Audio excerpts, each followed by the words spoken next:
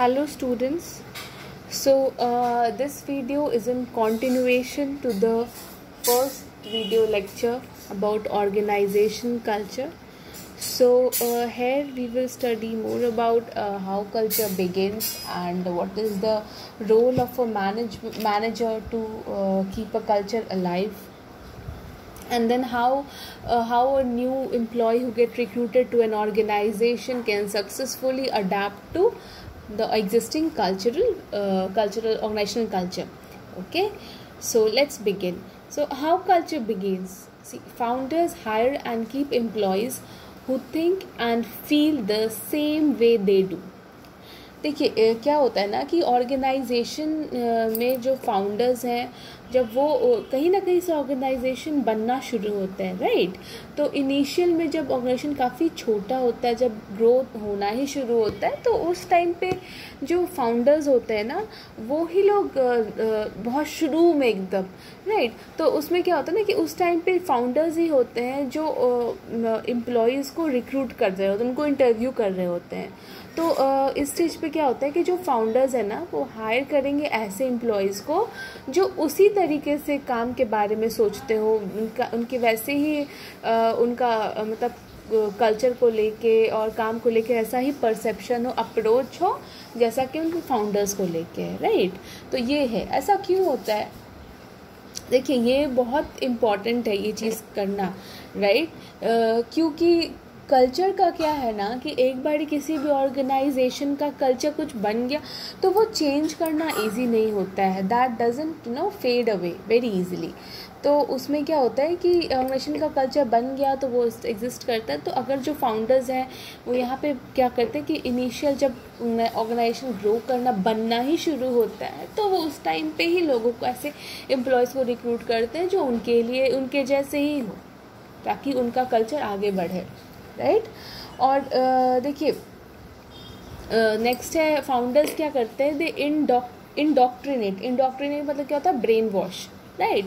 Founders जो हैं वो ब्रेन वॉश करते हैं and socialise this employees to their way of thinking and feeling. ये मैंने काफ़ी टाइम मेरा ये एक्सपीरियंस है। मैंने एक जगह पे काम किया था जहाँ पे कि वो कंपनी है वो स्टैब्लिश होना ही शुरू हो रही थी, और वो एक स्टार्टअप थी, और वहाँ पे जो फाउंडर था वो हर एक एम्प्लॉय को मोटिवेट करता था, उनकी ब्रेन वॉशिंग करता था कि we have to focus very much on innovation, और इनोवेशन पे फोकस करना कितना ज़्यादा ज़रूरी है। तो सबकी थिंकिंग जो है मोर और लेस वैसे ही एम्प्लॉयज़ की होती जा रही थी, and they used to give very much importance to innovation, ठीक है। तो ये फाउंडर्स जो है वो ये काम कर सकते हैं, दे इंडोक्ट्रिनेट दिस फीलिंग, ओके। तो the founder's own behavior acts as a role model that encourages employees to identify with them and thereby internalize their feelings, their beliefs, values and assumptions.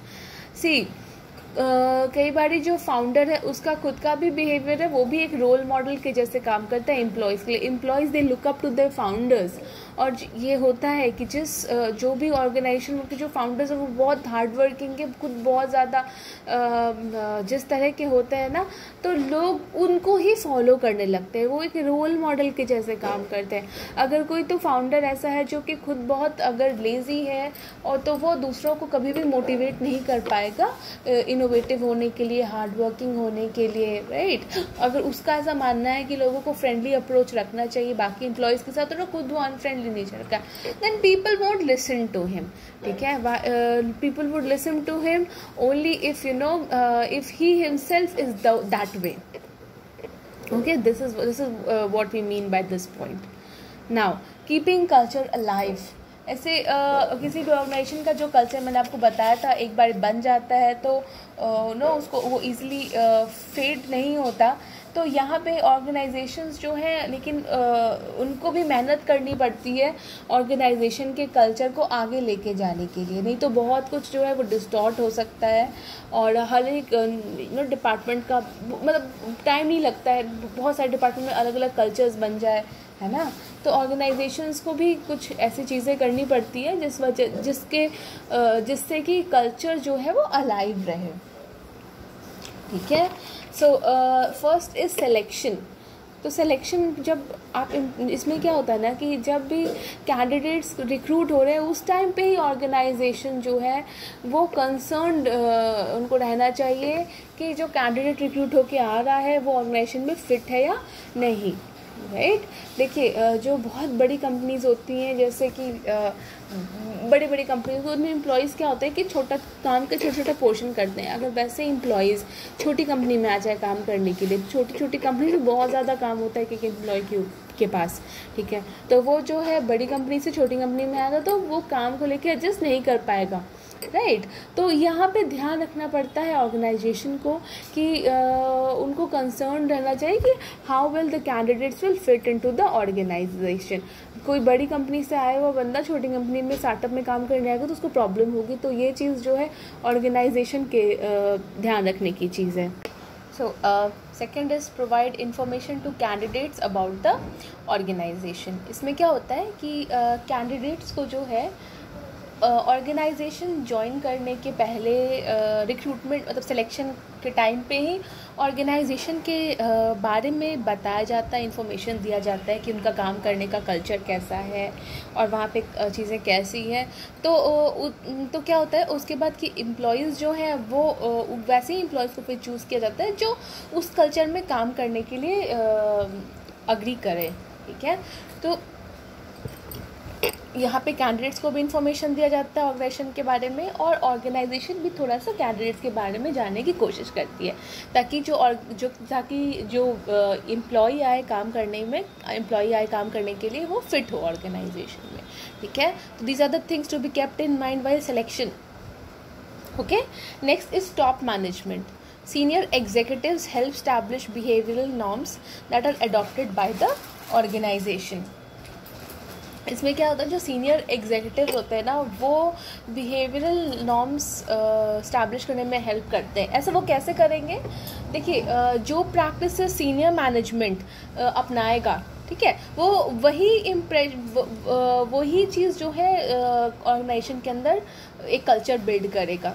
जैसे कि अगर सीनियर मैनेजमेंट पे rise को मतलब जो hikes देता है उनको ट्रांसपेरेंसी रखे, काम करने के तरीके में ट्रांसपेरेंसी रखे, ऑर्गेनाइजेशन में डिफरेंट डिपार्टमेंट के बीच इंफॉर्मेशन ट्रांसपेरेंट रखा जाए, तो जो एम्प्लॉयज़ होंगे ऑर्गेनाइजेशन पे उनके दिमाग में यही रहेगा कि यही ऐसे ही काम करना है, ठीक है, यही कल्चर है।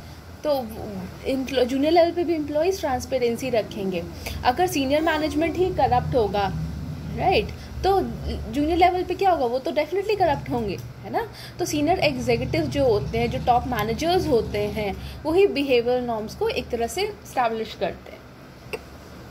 Third is socialisation, right. So what is socialisation? This is the process that helps new employees adapt to organisation's culture. देखिए कोई नया एम्प्लॉय आया है ऑर्गेनाइजेशन में, जब ज्वाइन करता है तो वो मोस्टली बहुत खुशी खुशी आता है काम करने के लिए, लेकिन आने के बाद चीज़ें हो सकता है बहुत हद तक जो उसके एक्सपेक्टेशंस हो उससे डिफरेंट हो, राइट। तो उसमें अडॉप्ट करना मुश्किल होता है कभी कभी एम्प्लॉयज़ के लिए, ओके। तो सोशलाइजेशन से क्या होता है? सोशलाइजेशन में एम्प्लॉयज़ को जो है थोड़ा सा ये मतलब अडेप्ट कराया जाता है ऑर्गेनाइजेशन कल्चर में। उनको इंट्रोड्यूस किया जाता है कि मतलब उनको बताया जाता है कि ऐसा कल्चर है, और मतलब बताया तो उनको तरीके से बताना तो उनको सिलेक्शन के टाइम पे जाइए, लेकिन सोशलाइजेशन के टाइम पे उनको और डीपली बताया जाता है। और जो एम्प्लॉय साथ में काम कर रहे होते हैं, जो बेसिकली उनका मैनेजर होता है उस एम्प्लॉय का, वो हेल्प करता है उसको एडजस्ट करने के लिए। शुरू के दिन थोड़े मुश्किल होते हैं जब भी एम्प्लॉय ज्वाइन करता है, उस टाइम पे तो एम्प्लॉय के ऑर्गेनाइजेशन लीव करने की प्रोबेबिलिटी काफ़ी ज़्यादा रहती है, ठीक है। तो इस प्रोसेस को जिसमें कि एम्प्लॉयज़ जो है अडेप्ट करते हैं कल्चर को, this is socialization. Now these are the stages in socialization process, right. तो विल डिस्कस दिस। तो मैंने आपको बताया था कि सोशलाइजेशन जो है मतलब एम्प्लॉयज़ को ऑर्गेनाइजेशन कल्चर यहाँ पे भी पता रहता है, राइट। तो यहाँ इस केस में क्या होता है, वो और डीपली जानने लगते हैं, क्योंकि ज्वाइन करने के बाद ऑब्वियसली वो सारे एम्प्लॉयज़ से मिलेंगे, राइट, वो वहाँ काम करेंगे।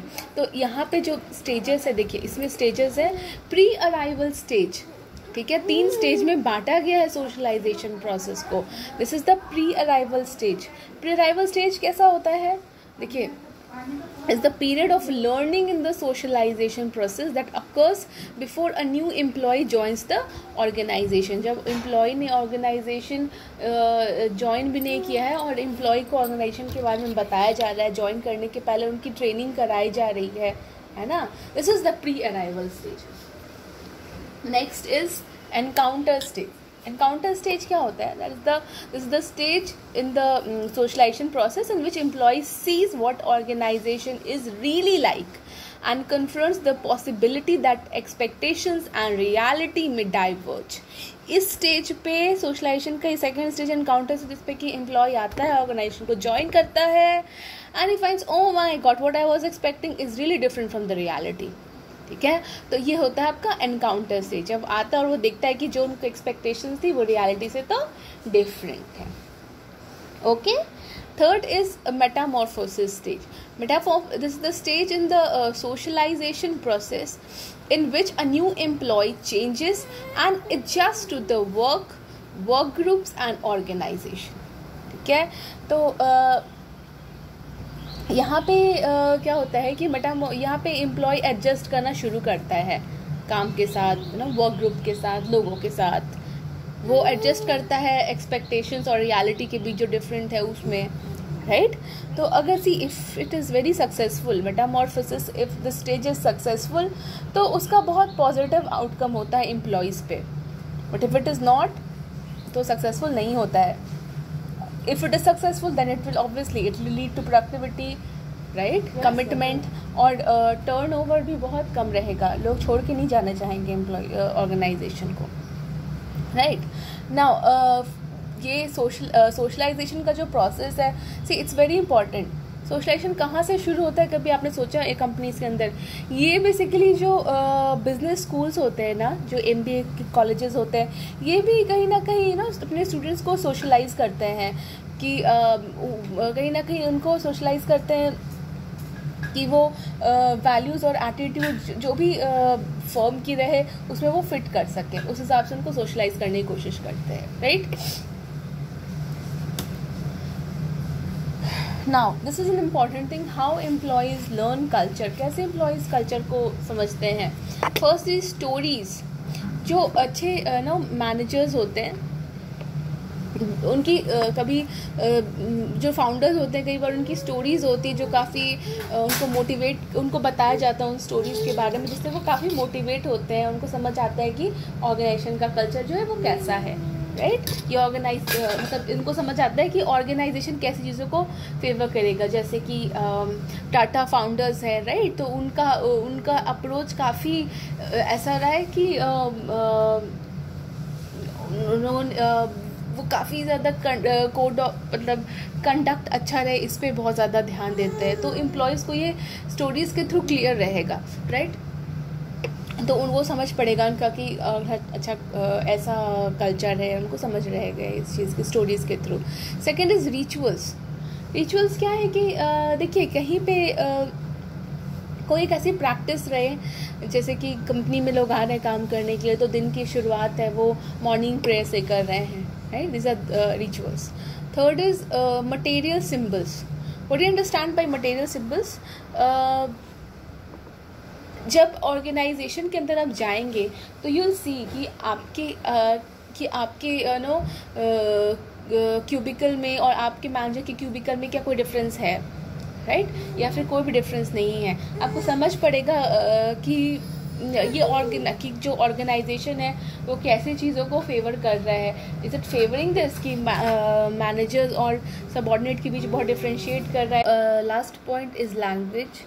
क्या होता है कि एक ऑर्गेनाइजेशन के अंदर डिफरेंट डिपार्टमेंट्स को, डिफरेंट ऑपरेशंस को कई बार अलग अलग कोड से बुलाया जाता है ना, उनको डिफरेंट लैंग्वेज, उनको डिफरेंट कोड, कुछ ऐसे नाम दे दिया जाता है, ये इसलिए किया जाता है ताकि पूरे ऑर्गेनाइजेशन में जितने भी लोग हैं उसको उसी पर्टिकुलर नाम से जाने।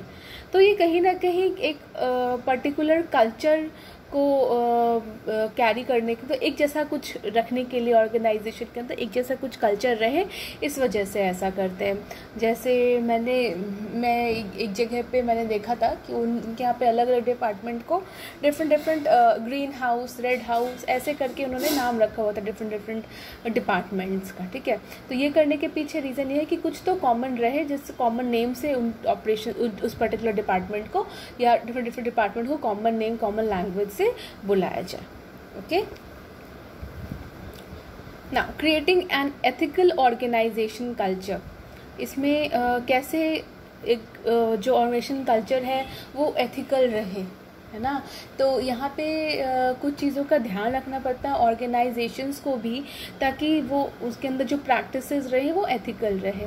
Now these are the characteristics of organization that develop high ethical standards. Highly ethical companies जो हैं उनकी कैरेक्टरिस्टिक्स है। First, high tolerance for risk. देखिए ये पॉइंट क्यों है, अगर ऑर्गेनाइजेशन के अंदर रिस्क के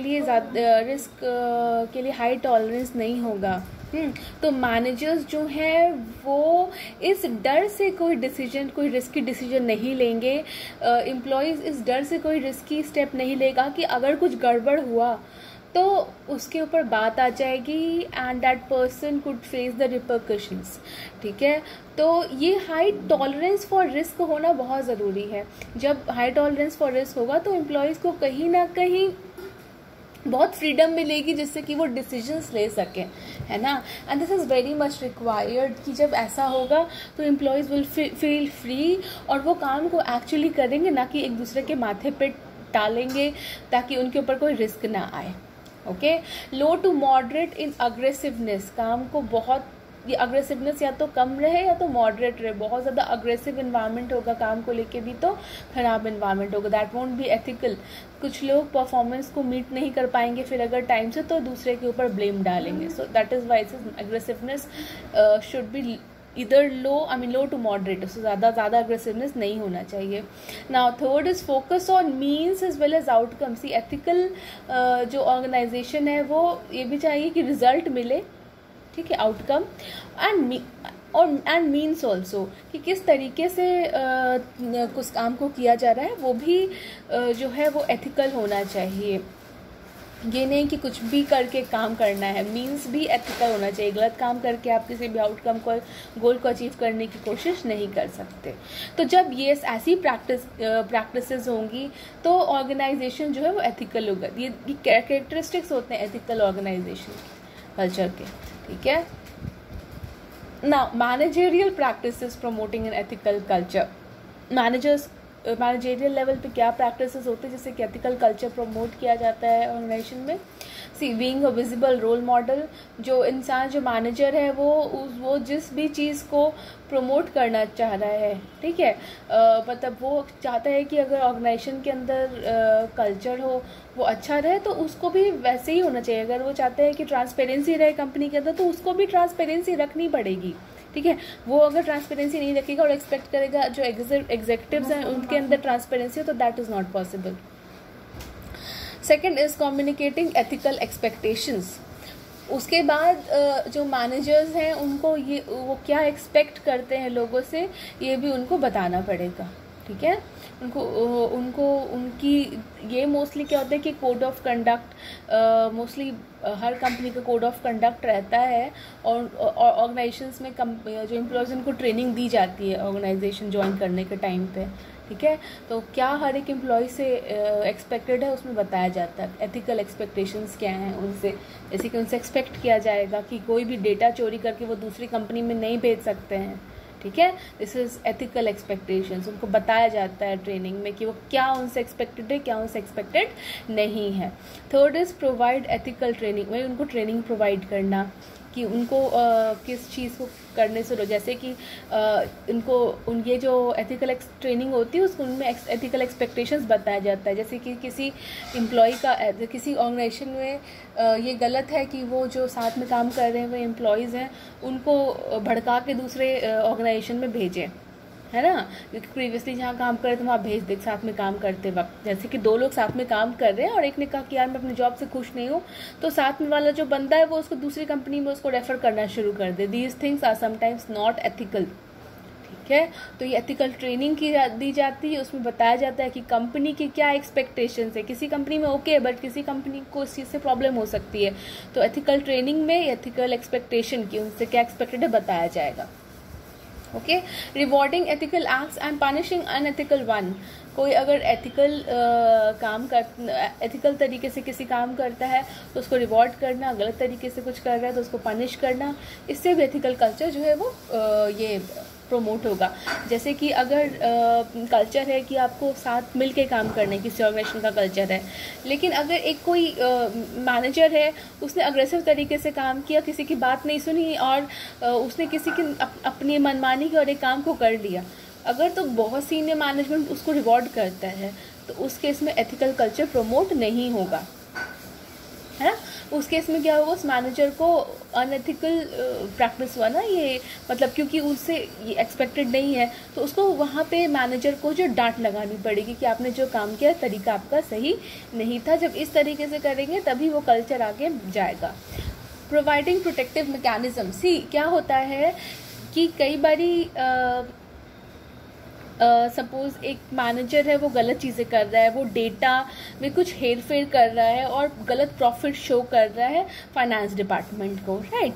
और कोई जूनियर लेवल का स्टाफ है वो सब चीज़ जानता है और उसने कंप्लेन कर दी सीनियर मैनेजर के खिलाफ, तो बहुत बारी क्या रिस्क होता है मैक्सिमम केस में कि that person could lose his job, है ना। तो इस केस में जो है नेक्स्ट टाइम अगर ऐसा कोई केस हो तो वो वही उस जूनियर लेवल का जो अगर कोई एम्प्लॉयर है तो सीनियर मैनेजमेंट की कंप्लेन करने से डरेगा, है ना। तो कंपनीज दे मस्ट एश्योर कि अगर कोई सीनियर मैनेजर के खिलाफ कोई जूनियर लेवल का एग्जीक्यूटिव कंप्लेन कर रहा है ना, या कोई भी किसी के अगेंस्ट में कंप्लेन कर रहा है जो कि कंप्लेन सही है, तो ऑर्गेनाइजेशंस को इंश्योर करना चाहिए कि उस पर्टिकुलर एम्प्लॉय को जो कि कंप्लेन कर रहा है उसको किसी तरीके से कोई नुकसान नहीं पहुंचाया जा सके, ठीक है। This is providing protective mechanism. Third, this is creating a customer responsive culture. So कैसे कस्टमर रिस्पॉन्सिव कल्चर बनेगा? The types of employees hired by organisation. Organisation कैसे लोगों को हायर करता है उस पर डिपेंड करता है, जो लोग आए हैं उनकी खुद की क्वालिटीज़ कैसी है। Low formalisation, the freedom to meet customer service requirement. बहुत ज़्यादा जो है अगर आप रिस्ट्रिक्ट करेंगे लोगों को कि उनको क्या करना है क्या नहीं करना है, फॉर्मुलेशन मतलब बहुत ज़्यादा पॉलिसीज, बहुत ज़्यादा रूल्स, रिटन रूल्स दे देंगे तो लोगों को समझ नहीं आएगा कि उनको क्या करना है और क्या जो है उनको नहीं करना चाहिए। अगर थोड़ा कम फॉर्मलाइजेशन हो तो people would be free to, उनको थोड़ा फ्रीडम रहेगा कि वो उनको कैसे काम को करना है, उनको थोड़ा सा इस चीज़ का फ्रीडम रहेगा और वो बेटर कस्टमर सर्विस प्रोवाइड कर सकते हैं, वो डिसीजंस ले सकते हैं खुद से, right. Empowering employees with decision making discretion to please the customer. मैंने वही बोला कि जब फॉर्मलाइजेशन कम रहेगा तो एम्प्लॉयज़ और एम्पावर्ड फील करेंगे, क्योंकि ज़्यादा तो रूल्स है नहीं, तो एम्प्लॉयज़ खुद भी डिसीजन मेकिंग कर सकते हैं, खुद से डिसीजन मेकिंग, खुद को दिमाग लगा कि कस्टमर को प्लीज़ कर सकते हैं, है ना। जब क्या कस्टमर्स चाह रहे हैं वो कहीं ना कहीं अपने मन से कुछ डिसीजन ले सकते हैं। जैसे कि अभी जैसे कोरोना वायरस का टाइम है तो मैंने कुछ सामान ऑनलाइन ऑर्डर किया, तो मैंने एक रिक्वेस्ट डाला कस्टमर सर्विस टीम के पास कि मुझे सारे सामान का डिलीवरी आप, मैंने 5-6 सामान ऑर्डर किया, मैंने उनको रिक्वेस्ट किया कि मुझे सारे सामान का डिलीवरी आप एक दिन दीजिए। तो उनका रिस्पॉन्स आता है मेरे पास कि ma'am we are not authorize to do so, हम सिर्फ आपका जो प्रॉब्लम है हम सिर्फ वो एस्केलेट कर सकते हैं अपने सीनियर को। तो देखिए अभी यहाँ ऐसे उनके ऐसी चीज़ होने की वजह से मुझे कहीं ना कहीं लगा कि यार इनका कस्टमर सर्विस ना बहुत अच्छा नहीं है ना। और मैं नेक्स्ट टाइम से वहाँ पे ऑर्डर करने के पहले सोचूंगी, मैं डेफिनेटली मैं नहीं ऑर्डर करना चाहूँगी जहाँ पे मैं 5 सामान एक साथ ऑर्डर करूँगी, मुझे अलग अलग शिपमेंट्स में आ रहे हैं, राइट। वही अगर उनके हाथ में ये पार्ट होता कि वो अपने कस्टमर में से, मैंने उनके रिक्वेस्ट किया, उनके हाथ में पार होता कि उस हिसाब से डिसीजन ले सकते हैं, तो मैं खुश हो जाती और मैं आगे भी उनके पास ऑर्डर प्लेस करती। So this is what happens जब रूल्स थोड़े कम होते हैं, है ना, तो एम्प्लॉयज़ के पास डिसीजन मेकिंग कैपेसिटी होती है and they can please the customer. This would help in gaining more customers, right? Retaining the customers and gaining more customers.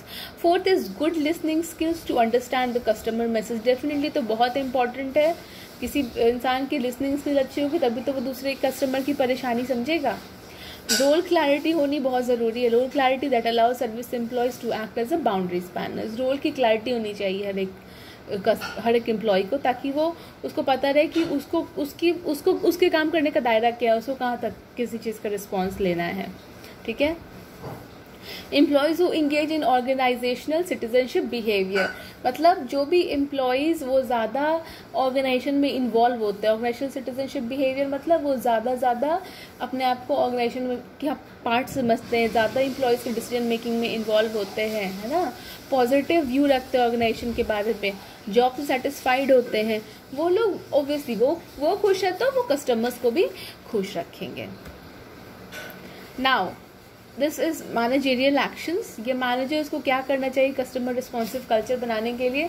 Select new employees with personality and attitude consistent with high service orientation. ऐसे employees को लीजिए जो काम करना चाहते हैं, उनकी खुद की पर्सनालिटी और एटीट्यूड ऐसा हो कि वो सर्विस देने में इंटरेस्टेड हो, है ना, उस टाइप के लोगों को रखिए। Train and socialize current employees to be more customer focused. Current employees उनको ट्रेन करना और उनको ज़्यादा कस्टमर फोकस बनने की ट्रेनिंग देना। Change organizational structure to give employees more control. Employees को ज़्यादा कंट्रोल देना ही देना चाहिए, तभी तो वो ज़्यादा कस्टमर्स को प्लीज़ कर सकते हैं कुछ डिसीजन मेकिंग करके। And empower employees to make decision about their jobs, ठीक है। Lead by conveying a customer focused vision and demonstrating commitment to customers. Customers को खुश रखिए। Conduct performance appraisals based on customer focused employee behaviour. देखिए, performance appraisal का process ऐसा रखिए कि कितने कस्टमर्स को आप खुश कर पाएँ, है ना, इस चीज़ को ध्यान में रख के अप्रेजल का प्रोसेस करना। जो एम्प्लॉयज़ जो है उनके कस्टमर्स बहुत खुश हैं तो उनको ज़्यादा रेटिंग मिलना, है ना। So this is what do you understand by this point? Next is provide ongoing recognition for employees who make special efforts to please customers. जो employees special efforts डालते हैं अपने customers को खुश रखने के लिए, मतलब कि वो एकदम responsive रहते हैं। उनको अगर आपने रात में किसी भी टाइम मेल डाला कि आपको क्या प्रॉब्लम आ रही है किसी चीज़ से, तो वो आपको रात में भी आपको मेल का रिप्लाई कर रहे हैं। ऐसे भी होते हैं लोग कस्टमर सर्विस में, तो उन लोगों को जो है बहुत मोटिवेट करने की ज़रूरत है। उन लोगों को काफ़ी रिकॉग्निशन करने चाहिए कंपनी को, ताकि वो लोग अपने काम को और मोटिवेटेड तरीके से करें। Now this is workplace spirituality. Okay, it's the recognition that people have an inner life that nourishes and is nourished by meaningful work that takes place in the context of the community. ठीक है, इसका मतलब क्या है कि organisations का ये recognise करना कि उनके लिए जो एम्प्लॉयज़ काम कर रहे हैं उनको भी उनकी लाइफ है और उनको भी नरिशमेंट की ज़रूरत है। नरिशमेंट की ज़रूरत क्यों है? क्योंकि अगर उनका पर्पस फिल होगा, अगर वो नरिश्ड फील करेंगे तभी वो बेहतर तरीके से आउटपुट डिलीवर कर सकते हैं। अगर कोई एम्प्लॉय हैप्पी है then only that person can pay attention to customer service. वो खुद ही खुश नहीं तो कस्टमर सर्विस पे क्या ध्यान देगा, ठीक है। तो this is what you mean by कि नरिशेस, मतलब नरिशमेंट की जो एम्प्लॉयज़ उनको ज़रूरत होती है, and is nourished by meaningful work that takes place in the context of the community. जिस भी कम्युनिटी का वो अपने आप को हिस्सा समझते हैं, वो वहीं से कहीं ना कहीं अपने एक्सपेक्टेशंस को जोड़ते हैं और नरिशमेंट मिलता है। जैसे कि आपके लेबर क्लास अगर काम कर रहे हैं, वो लेबर क्लास अपने आप को उस कम्युनिटी का हिस्सा, दूसरी कम्युनिटी का हिस्सा समझेंगे, जिस भी कम्युनिटी का हिस्सा समझेंगे, वहाँ पे वो उनके लिए क्या इम्पोर्टेंट है कि उनकी प्रॉपर देखभाल हो, उनका ध्यान रखा जाए जब वो काम पे आए तो, है ना, तो उनको टाइम से पैसे मिल जाए। तो जो भी उनका एक्सपेक्टेशन है वो डिफरेंट होगा। और जो इंजीनियर्स आ रहे हैं, टेक्नीशियंस आ रहे हैं काम करने के लिए, जो टेक्निकल बंदे आ रहे हैं काम करने के लिए, उनके वो अपने आप को जिस कम्युनिटी का हिस्सा समझेंगे, उनकी एक्सपेक्टेशंस डिफरेंट होगी, राइट। अगर एक प्रोग्रामर आ रहा है कंपनी के अंदर काम करने के लिए और एक लेबर आ रहा है काम करने के लिए, तो दोनों की एक्सपेक्टेशन सेम तो नहीं होगी ना। तो इस एक्सपेक्टेशन को जो है कंपनी को भी समझना पड़ेगा, तभी उस एक्सपेक्टेशंस को जब फुलफिल कंपनी कर पाएगी, तभी they will feel nourish and they will be able to deliver. एक लेबर अगर काम करने आ रहा है तो कंपनी को समझ में आनी चाहिए कि हो सकता है कि उसको भूख लगी हो और उसका पेट भी भरा नहीं हो, राइट। तो उस चीज़ का ध्यान रखना पड़ेगा। पेट भी भरा नहीं होगा तो वो काम कैसे आपको करके देगा, तो उस चीज़ का ध्यान रखना पड़ेगा ऑर्गेनाइजेशन को कि that person should not be empty stomach. और प्रोग्रामर अगर आपका आ रहा है काम करने के लिए ऑर्गेनाइजेशन के अंदर, तो डेफिनेटली उसको ऐसी प्रॉब्लम्स नहीं होगी। उसको क्या प्रॉब्लम होगी कि हो सकता है कि वो बहुत ही उसको चैलेंजिंग वर्क चाहिए, राइट। तो इस चीज़ का ध्यान रखने पड़ेगा ऑर्गेनाइजेशन को कि कौन से एम्प्लॉय अपने आप को कौन सी कम्युनिटी का हिस्सा समझता है और उसको उस हिसाब से उसकी एक्सपेक्टेशंस होगी। And that organization able to nourish that person, obviously that employee will be able to deliver. तो ये मतलब है इसका। Characteristic strong sense of purpose. तो जो स्पिरिचुअल ऑर्गेनाइजेशंस होते हैं उनका सेंस ऑफ पर्पस बहुत स्ट्रांग होता है। ऐसा नहीं है कि उनके लिए प्रॉफिट इम्पॉर्टेंट नहीं है, उनके लिए प्रॉफिट भी इम्पॉर्टेंट है, लेकिन वो उनका प्राइमरी वैल्यू नहीं रहेगा, ठीक है। Second, it will focus on individual development. जहाँ जो हाईली स्पिरिचुअल ऑर्गेनाइजेशन है वो इंडिविजुअल हर एक एम्प्लॉय की इंडिविजुअल डेवलपमेंट पे ध्यान देगी। हर एक एम्प्लॉय जो उनके आप काम करने के लिए आ रहा है उसका भी कुछ तो डेवलपमेंट होना चाहिए काम पे, है ना। Trust and openness. Spiritual organisations हो गए, वहाँ पे आपस में ट्रस्ट और ओपननेस हो गए। Employ empowerment. स्पिरिचुअल ऑर्गेनाइजेशंस जो है वो एम्प्लॉय एम्पावरमेंट पे ध्यान देगा। And tolerance of employee expression. हर एक एम्प्लॉय की बात को समझने की कोशिश करेगा। So with this we come to an end of organisation culture. Hope you